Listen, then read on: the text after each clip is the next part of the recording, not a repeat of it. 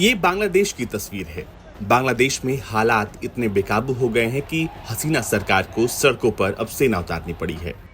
कई जगहों पर प्रदर्शनकारियों और सुरक्षा बलों के बीच झड़प हुई है और इन विरोध प्रदर्शनों में अब तक 133 लोगों की मौत हो चुकी है और 3000 से ज्यादा लोग घायल बताए जा रहे हैं। दरअसल बांग्लादेश की शीर्ष अदालत आज एक विवादास्पद कोटा सिस्टम पर अपना फैसला सुना सकती है, जिसने विश्वविद्यालय के छात्रों में देशव्यापी आंदोलन को जन्म दिया है। सुप्रीम कोर्ट इस बात पर फैसला सुनाने वाला है कि सिविल सर्विस जॉब कोटा को खत्म किया जाए या फिर नहीं।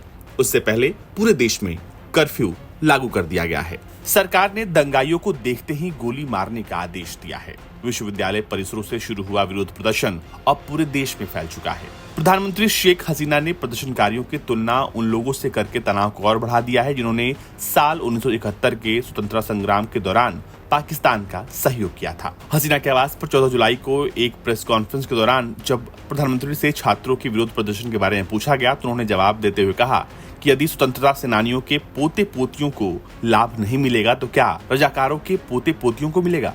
प्रधानमंत्री शेख हसीना के इस बयान के बाद प्रदर्शनकारी छात्र और उग्र हो गए, जिससे पहले से ही तनावपूर्ण स्थिति और बढ़ गई। उन्होंने जवाब में तुई के, आमी के, रजाकर रजाकर यानी आप कौन मैं कौन, रजाकर रजाकर के नारे लगाने शुरू कर दिए। बता दें कि बांग्लादेश के 1971 मुक्ति संग्राम के स्वतंत्रता सेनानियों के वंशजों को सरकारी नौकरियों में 30% आरक्षण मिलता है। साल 2018 में कोटा सिस्टम के विरोध में बांग्लादेश में हिंसक छात्र आंदोलन शुरू हुआ था। शेख हसीना सरकार ने तब कोटा सिस्टम को निलंबित करने का फैसला किया था। मुक्ति संग्राम स्वतंत्रता सेनानियों के वंशजों ने सरकार के इस फैसले को हाईकोर्ट में चुनौती दी थी। हाईकोर्ट ने पिछले महीने शेख हसीना सरकार के फैसले को रद्द कर दिया था और कोटा सिस्टम को बरकरार रखने का फैसला सुनाया था। अदालत के इस फैसले से पूरे बांग्लादेश में हिंसक विरोध प्रदर्शन शुरू हो गए हैं। प्रदर्शनकारियों ने सार्वजनिक संपत्तियों को नुकसान पहुंचाया है, बसों और ट्रेनों में आगजनी की है। हालात इतने बेकाबू हो गए हैं कि हसीना सरकार को सड़कों पर सेना उतारनी पड़ी है। कई जगहों पर प्रदर्शनकारियों और सुरक्षा बलों के बीच झड़पें भी हुई हैं। आपको बता दें कि बढ़ती अशांति को देखते हुए बांग्लादेश में सख्त कर्फ्यू लगा दिया गया है और सैनिक राजधानी ढाका समेत दूसरे शहरों में गश्त कर रहे हैं। लोगों को आवश्यक काम निपटाने की अनुमति देने के लिए शनिवार दोपहर को कुछ देर के लिए कर्फ्यू में राहत दी गई थी।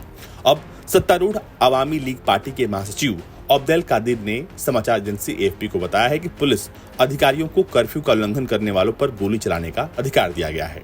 इस बढ़ती हिंसा के बीच बांग्लादेश के अलग अलग शिक्षण संस्थानों में पढ़ रहे लगभग 1000 भारतीय वापस लौट आए हैं। विदेश मंत्रालय के मुताबिक कुल 15,000 के करीब भारतीय इस वक्त बांग्लादेश में हैं।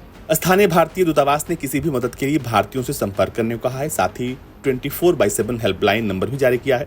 अमेरिकी विदेश विभाग ने अमेरिकियों को बांग्लादेश की यात्रा न करने की सलाह दी है और सिविल अनरेस्ट की वजह से कुछ राजनयिकों और उनके परिवारों को ढाका से वापस बुलाने का फैसला लिया गया है। आपको बता दें कि बांग्लादेश में सरकार ने इंटरनेट और संचार सेवाओं पर प्रतिबंध लगाया है। ये विरोध प्रदर्शन कोटा सिस्टम के खिलाफ शुरू होकर अब शेख हसीना सरकार के खिलाफ हो गया है और अब इसने एक व्यापक आंदोलन का रूप ले लिया है। फिलहाल बांग्लादेश में स्थिति भयावह है। लोग सड़कों पर हैं, सेना भी सड़कों पर है और उन्हें किसी भी उपद्रवी को देखते ही गोली मारने का आदेश जारी किया गया है। ब्यूरो रिपोर्ट, भारत तक।